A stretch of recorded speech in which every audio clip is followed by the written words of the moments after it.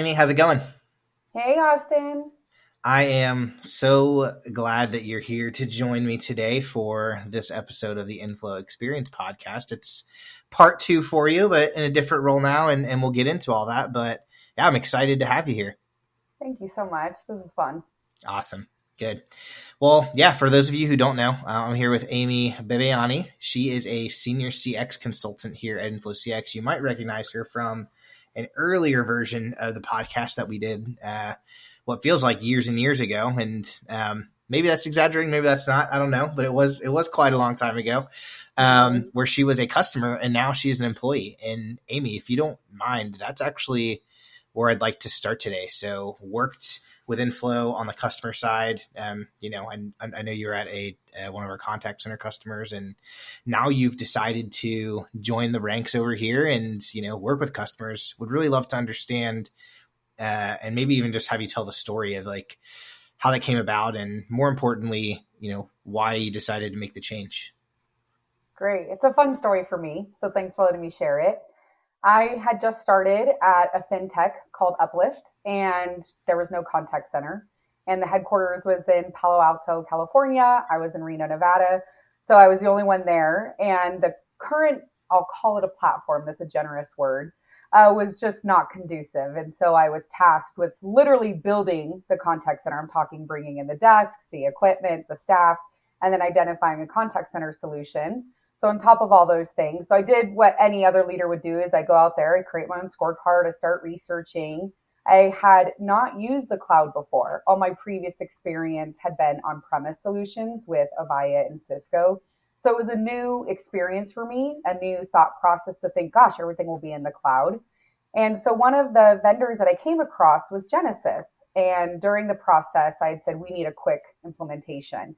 And he said, okay, well, we are now partnered with an implementation services partner called Inflow, and they'll be doing your implementation for you. And I met with the project manager who's since retired from Inflow, but he was phenomenal. And from signature to implementation was 8 weeks. Wow. And it was awesome. And I have been an Inflow customer ever since. So that was 2019. And I was fortunate enough to be a guest on one of the podcasts at Inflow talking about my experience with them. And then 3.5 years later, I decided to make the jump and come here to be a senior consultant. I can pause. The reason for the jump was I've been a contact center leader for over 12 years in various spaces. And I knew I loved it. I really enjoyed the technology, developing the processes. And during my last year and a half as a leader, I was hosting webinars for Genesys, hosting webinars for other products, and really digging into the weeds and the infrastructure. And multiple times people had recommended that I should help others in this space understand and navigate through the complexity of the contact center and the technology. And through those conversations, me talking with my CSM at Inflow, me talking with some of the other leaders there, it just slowly came about where they said, you should join us as a consultant and you'll get to fulfill your dream of helping other leaders in this space trust the process, get some assistance, and select the right tools that will help them move their contact center forward. So that's my quick journey of how I started, how I found you, and why I'm here now. Oh, that's really great. And so when we transition a little bit, and I really appreciate the story, it really helps paint a picture for everybody out there to go, wait a second. Is this a customer? Is this an employee? What the heck happened there? When you think about your current role as a senior CX consultant, how does your experience on the other side of that fence as a buyer, as a customer, as a contact center operator and leader, as all the different hats that you have worn throughout your career, how does your experience wearing those different hats play a part in your role helping organizations make these sort of data-driven contact center decisions that you're helping them make today? Because I've been in the trenches. As a leader, you are dealing with your business customers, so B2B, your business to consumer customers. You have people requesting. So in customer service, you have marketing asking you for things, human resources, you have product development, compliance. If maybe in my role it was collections and accounting, everyone needs something from customer service. So to go out there and find technology, that is unfortunately lowest on your priority, right? Because you have, like I said, staff, budget, those things to really focus on. So how it helps me is that I understand that. I speak that language. I've been in that role. So when I get the pleasure of working with a customer now and they say something to me like, oh, my calls aren't routing, or I've had to go back to a dev account, or I'm now using touch tone, I cringe a little because I understand the pain and I can Mm, speak that same language with them. I don't know if this would be offensive, but I liken it maybe to the military. I come from a long family of military, but I feel like we've all been in that together. So, like when I hear my siblings speak military terms, even though they're from different branches, there's that mutual respect with one another because they say, oh, you get it. You speak the same language. You understand the ranks and the experiences and the troubles. And so, when I connect with these leaders, and I say things like, oh, have you considered looking at your hold time report? Have you considered looking at your call wrap report? Have you considered looking at how you tag and disposition calls? And they go, oh, she gets it. And it's really cool, not as a she gets it for my ego. It's she yeah, gets it that we trust that she's lived this life and that she's navigated through it. So we trust her to guide us to navigate through it as well. So in answering your question, having those 12 years of experience has allowed me to learn how I get other people involved. So when I'm talking to my customer and they say, IT will never go for this, I can hmm, say things like, hey, I was there. These are some things that I said. This is how I got them engaged and this is how I got them collaborative. And they go, gosh, this is way more than just technology advisement. You're giving me a base on how to really get everybody accountable and move this project forward because I understand what those barriers were. So it's just really nice that they know I get it. And we instantly develop that rapport. that's really good. Yeah, and I can imagine being able to be truly empathetic, where you're like, "Hey, I understand where you're at today, but also I was you, right? I've done exactly what you're trying to accomplish before, or I've at least had that problem, and maybe here's what I wish I would have done, and Yes, instead I didn't do that." Is probably very helpful and eye opening for customers. I will tell you a story when I failed and I was trying to implement a chatbot Hmm. and I failed at it. I didn't know. I didn't know what I needed to know. I just turned it on. And when I hear my customers talk about their fear with implementing it, I can resonate with that. I say, oh, you're afraid of administering it. You're afraid of the cost. You're afraid of constantly updating the knowledge articles. I get it. I get the NPS scores that you're afraid of or the CSAT. They go, yeah, that's exactly what I'm afraid of because I've lived that and I understand what it means to implement technology, be afraid that can I keep up with it? Do I have the right resources to maintain it? And I can talk through them with it and say, hey, I failed at doing this. Have you thought of doing that? Or this other option. Hmm. And it's really helpful for them instead of me just saying, get a chatbot. We can Yeah. talk through my failures about it. Yeah, no, that's really great, and I know that we've talked a little bit about where you've come from, your role, how you help people doing what you used to do, but more tactically, what are you actually doing day to day, right? Because senior CX consultant can mean a lot of things. It could mean someone's going to come in and tell me everything I'm doing stinks. I need to change everything. It could mean someone's coming in and helping me with one little specific thing. But could you tell us a little bit about what you and your fellow consultants on the CX side at InflowCX do on a day to day? What types of engagements are you having with customers, and what kind of range of conversations are those like? I love answering that question. Also, I chuckle because I get asked, what do you do? And I say, okay, hold on. So first, when someone says, what do you do? I say, I'm a consultant. And they say, about what? And I say, well, have you ever called someone? Yeah, all the time. Okay. And has it been a good experience, bad experience? Tell me about that. And when, I was talking to the coach and he said, yeah, I was actually just calling AT&T about my phone. And I said, did it go well? He said, no. And I said, that's what I do. I would help someone like AT&T understand why that's not going well for them. So how does that relate to my day-to-day functions is I, start meeting with the customer and that's some things come with it, right? I don't just start meeting with the customer. We build a rapport. We talk to them about our process. But once we start, we spend multiple discovery sessions with the customer learning about them, really learning everything that's under the hood. So, is it from how they staff, the training policies that they use, the knowledge systems that they use? How do they route calls?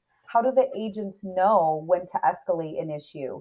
How do the agents know when to not escalate an issue? Meaning this is, done. I can close this. This is good. How do the supervisors know when agents are performing? How do you tell your customers that you're doing well, whether it's business to business or business to consumer? So these discovery sessions, we use a very tried and true questionnaire, if you will, that asks pointed, targeted questions to pull out this information. And then as a team, I'm very blessed that we have a great team. I work really closely with the solutions engineer. And so as a team going through these discovery sessions, we start putting together this comprehensive document. I would call it an assessment document or requirements document. And we pull it together, which outlines the current state of the customer. Where are you now? Mm-hmm. Where do you want to be? And where do you want to go that you never thought of? It's really fun when talking to our customers that they're only thinking about, I need my call quality to sound better. Go, well, what if we could do way more than that? What if we can not only make the call quality sound better, but tell you why they're calling, what you need to improve on, how your agent did, if there's knowledge gaps for your agents. And the customer's like, gosh, I never thought of that. So by taking all of these pieces of information, this discovery, we're able to then come back to the customer and read out to them, if you will, and say, here's what we identified. I want to make sure I say, Austin, that my role is not just to say, you need a chatbot, you need some sort of AI system. That's actually not my role. And I'm grateful that Inflow supports that. Maybe they need some process improvement behind the scene, right? Maybe that their performance management, they have great technology, but they don't have detailed performance management processes to make that technology successful. So these discovery sessions allow us to really pull all of this out. And then with our collective experience, we start making recommendations about those things. Maybe it's just, here's how you should route your calls differently. Here's a knowledge base to help your agents be more efficient. Here's some, call quality analytics to really understand why your customer is calling. Or here's some processes to help your managers manage the technology better. So that's kind of the big overall process of what we do. Yeah. So it's not just asking the questions. It's not just saying, hey, you have some problems. Well, here's 15 vendors. I'll sit on the meetings with you and, we can pick the best solution together. But it's really sounds like it's taking a step back and saying, all right, what are you actually trying to accomplish in your contact center? And there's probably a lot of things we could do, but let's figure out what's going to work best for your organization. And I think that's something you said earlier. I've actually never had an instance where a customer, they're ready to air their dirty laundry, if you will. You said it's never been about you're not doing this right. They're actually doing a lot of things great. Yeah. But as I was saying previously, when you're in the trenches all day long, it's hard to see, past the trees, as they say. So having that third party, such as us, come in and take that information for them and synthesize it helps create that focus for them. Because maybe they say they want to go here, they want to go there. But when we grab all this information, we're able to analyze for them. You get a best bang for your buck if you implement a voice recognition system. Or maybe your best bang for your buck is your workforce management. Let's focus on that first. And then in a few months, we'll bring on some other features. So they know that there's a lot going on, but they don't really know how to organize it or which feature, which process, which vision they should strike at first. And we get to help them do that. I think that's really beneficial because they just need some guiding hand towards what steps to go towards next. Yeah. And so, I know we have CX in our name and we're all about customer experience and helping our customers create better customer experiences. And so am I hearing it right that it's less about, figuring out what we can do for a customer, but basically figuring out how to help them create some wins quickly and create a really good ROI and fix some of their day-to-day problems. And if we can do more with them, great, but really meeting them where they're at today and just helping them make the best possible decision for their current situation. Absolutely. Data-driven decisions. We use scorecards. That's probably one of my favorite features. I created my own scorecard when I was an operator, but I was so busy that it wasn't as, data-driven or supported by algorithms like we have now. And I wish I had, because mine was just, did they do this? Yes or no? But we have these really cool scorecards that when you're going through assessing a solution or a technology partner, it's hard when you're watching a demo and there's a lot of these great features come at you and then you leave going, did I like that? I don't remember. And so by us providing them the scorecard, it keeps it objective, and then it allows us to provide them ROI. Because during that discovery, we ask them things about, how long does it take for an agent to train? How long do customers wait on hold for? What's your turnaround time for emails? We ask a lot of those questions and we take that with their scorecard, and we're able to turn out for them an ROI based on which direction they want to. And it's nice because you can say, well, if you go with the speech analytics direction, here's this ROI. If you go the direction of, an AI driven quality monitoring platform, here's the ROI. And so they can really look at it. We're not saying you have to have everything. The customer can say, this one's the best bang for my buck, so I'll do this one, recoup some revenue and then go after this one next. And they think they appreciate that transparency and the objective approach of that. Yeah, I'm seeing, obviously on my side, I'm director of sales. And I think one of the common sort of trends I'm seeing now, especially in the economy, is not that people are necessarily pulling back on projects like this entirely, but they're getting a lot more scrutiny, right? When we're talking with leaders, especially leaders in our lovely friends in the finance department, they want to make sure they're not going to buy technology that is, just a paperweight, right? That it just, we pay all this money for it. It sits on the shelf. And then we say all these great things are going to happen, but then in 2 years, we're not really adopting it. And so we effectively just spent money again on a shelf decoration. And so when you think about how, we help organizations, or you help organizations, make sure that doesn't happen. Make sure that we're actually adopting the technology that's going to be right fit for the customer. What are those conversations like on the front end before we decide to say, yep, this solution makes sense. Let's move forward with it? You're really good at teeing things up, Austin. So during that discovery, it's important for me to ask them what is important to them, right? Is it important for you to have agents? Is it important for you to run lean?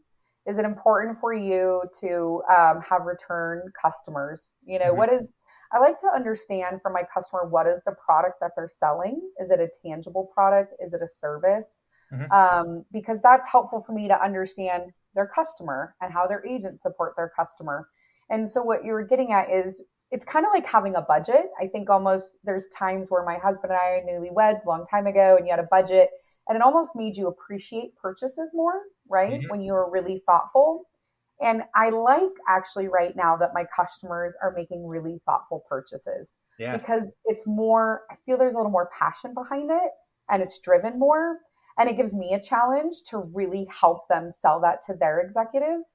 Customers do invite me to come to their executives and help them, understand the process we went through and to show them the ROI. And it makes me feel good too, because then they're not, like you said, just buying a paperweight. I know they're going to enjoy this product because they're making a really intentional, thoughtful decision. I don't think scrutinizing purchases is a bad thing. I'm sure some people are concerned, oh, what does that mean for me? But I actually like it better, because then when they get hooked on a product that's going to work, they're putting all of their passion behind it. It's not fun, right? When you sell something to someone and you see it never grow to fruition, and like you said, sit on the shelf, you're like, gosh, why aren't they using that? Like, it was such a good product. But now that customers are being a little more thoughtful about it, then I think it makes all of us more engaged and all of us more dedicated towards that purchase. Yeah, I totally agree. And it makes that adoption that much more likely, I think, too, right? Because we've gone through the use cases, we've gone through how this is going to impact their business. And now that we've, listed out all the things that it can do, it's a lot easier to say, all right, we're live now. Here are the things we should be measuring and should be looking at on a whatever, right, monthly, quarterly, yearly basis, and making sure we're getting the most out of that. But it holds us accountable, right? Yeah. I think that's to any of our customers listening, it holds us accountable, knowing, and I know that Inflow takes pride in that. If we know that a customer has, and I'm using simple numbers, they have a budget and they only have $50,000 to play with, I'm excited to make them successful. I'm not going to say, oh, no, I'm saying, no, let me do this for you. Let me figure out how to do that. And I think that's one of our biggest, tenets, is that we won't scoff at those things. But if a customer says, help me be successful, this is my budget, we're like, yeah, we can work with that. What can we do? And that's what makes us so good with our customers and make them want to work with us. Yeah, I completely agree. And I want to switch a little bit here, Amy, because we've talked a lot about your role, what you do, the change, and I want to take I guess, a step back and look at things from a macro lens. And what I mean by that is, you've worked on both sides of the fence. You've helped, contact center and just business leaders in general evaluate, deploy, optimize all these types of technologies. And then you've, been on the other side and done a lot of those evaluations with us. And then before you met us, on your own in other organizations. When you think back, to where things were when you started kind of your contact center career and journey versus maybe the last year and a half, what are some, emerging trends that you see in the market that you're helping customers kind of start to understand, especially, some of our early adopters? I have been in this space for over 13 years and I've seen it do this. And there was that period around COVID where I definitely saw the adoption of technology, technology, technology, like everyone just slinging money around to get AI, get Mhm. bots. I support those things. What I'm seeing though is that customers have demonstrated they're not loyal anymore. There's so many options out there, right? Even for healthcare. If you don't like your doctor, you just do teledoc on your phone. Mhm. There's just so many options now. And so what I'm hearing from my customers, my business customers, is how do I keep my customer? And what tools do I have to do that? And so what I'm seeing a handful of my customers leaning towards is really leveraging that call analytics, not analytics from a quality monitoring perspective, from a voice of the customer perspective, to understanding what is it about our product that we can make better? What is it that gets you frustrated? What is it that you love that we can hone in on? That we are definitely focusing on our agents too. I don't want to forget Mhm. about that. But when I hear is those two things happening right now is how to really hold on to our customers because their loyalty isn't what it used to be. And they Mhm. just move in and out so quickly. Interesting. And do you think that, I know you'd mentioned that is a lot has to do with just there's so many options out there unless you're a really really niche business, and even if you are, there are a lot of options. Like, Beyonce says it best: don't you ever for a self don't you ever for a second get to thinking you're irreplaceable.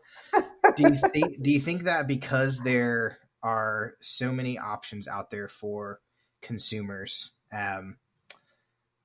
that when you start talking about things that are going to be focused around customer retention, how is that impacting agent retention as well? Because in my mind, yeah, there are a lot of ways our customers can go, and it's so critical we keep our customers and retain, that business and that brand loyalty. And there's all those things that go into that.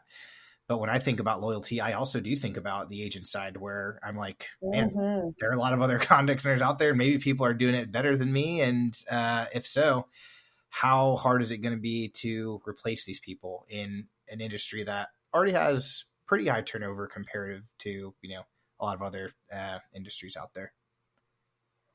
This is an interesting one. The agent experience, in that as customers continue to change and move around from product to product, our agents are also changing. And what's happening when our agents leave? The knowledge leaves with them, right? The Mhm. loyalty of the company leaves with them. And my companies, as well as what do my customers want, they're trying to find creative ways to keep their agents engaged. And I do see the shift too in companies realizing that potluck, Starbucks gift cards, and swags are not Yeah. always equal to employee engagement. That employee engagement is giving them tools to do their job, giving them like one platform to do their job. If I'm an agent, I don't want to log into this platform to answer a call, this platform to answer an email, this platform to answer a chat, then this platform to clock in. And we're seeing customers, business customers asking me, how do I keep my staff engaged? And that was the other thing is there ways that we can make their schedules more flexible, give them knowledge quickly, support them from a product perspective so they can really do that service recovery, so they can do first call resolution. it is very disengaging for an agent to answer repetitive questions that are boring or that a customer could take care of, right? So that's another part. And that's why you want to listen into what do my customers need so that they can go take care of that themselves, so that I then engage my agent. So my agent isn't bogged down and bored with answering the same run of the mill questions. So really that engagement too, helping that agent on the other side with giving them knowledge, giving them decision trees, making sure that they have information at their fingertips. Not like I'm just talking like a search Google, like something that is actually intelligent enough to guide them like a human. Mm-hmm. Those are tools that we're looking to help them with, because we don't know what's happening. We don't know when are these agents coming back to work. It's not a glamorous job. I think we all know that in this space. How do we make it more glamorous? And in the meantime, what's the gap fill? And the gap fill is bringing tools to the agents that are still here. Yeah. And that feeds obviously into what you mentioned at first, which is that customer loyalty. The better customer experience you have, and you mentioned a lot of ways at a high level to do that, the happier customers you're going to have. But when they have those types of interactions where they do need to talk to a person, if they're talking to someone skilled, who's happy, who loves their role, loves their company, and is passionate, you can feel that a lot of times. And even if you don't get the solution you want as quickly as possible, it still feels good to know that you're working with somebody who feels like they're trying as hard as they can and making progress at least. So they definitely feed into each other. We are coming up on the end of our time. I do want to ask you one more thing, Amy. I think that it's really clear to anyone who knows you or who's even listened to this for the 25-ish minutes or so we've been on so far, that you are a hard worker, you care about what you do. But I want to ask one question, and that is, what do you love the most about what you do specific to InflowCX? It's two pieces. Can you love two pieces? I have two kids, so I'm going to say yes. You can love them the same. Yeah, we'll let two slide. Okay. Because it's a two-pronged that I love that I'm asked to be the problem solver that I so much enjoy. Probably should have been a detective in a past life, but okay. It's really fun working with our customers, that they share all of this information. And then I go through and I'm like, okay, can this fit here? Can this fit there? How can we solve this? Have we tried this? Being really creative in solving problems for them. And then the customers, these are people, when I likened it to military previously, we've been in the trenches together. Yeah. And there's those in every single meeting I have. Once I, use the same common term that we're both used to, you see the look in their eye, like, oh, she gets it. And then there's just this instant rapport. And I love it. I love that they talk to me, that we, BS about the business and the industry. We sometimes swap, and stories of like, oh, have you ever seen this before? Oh, I have not seen that before.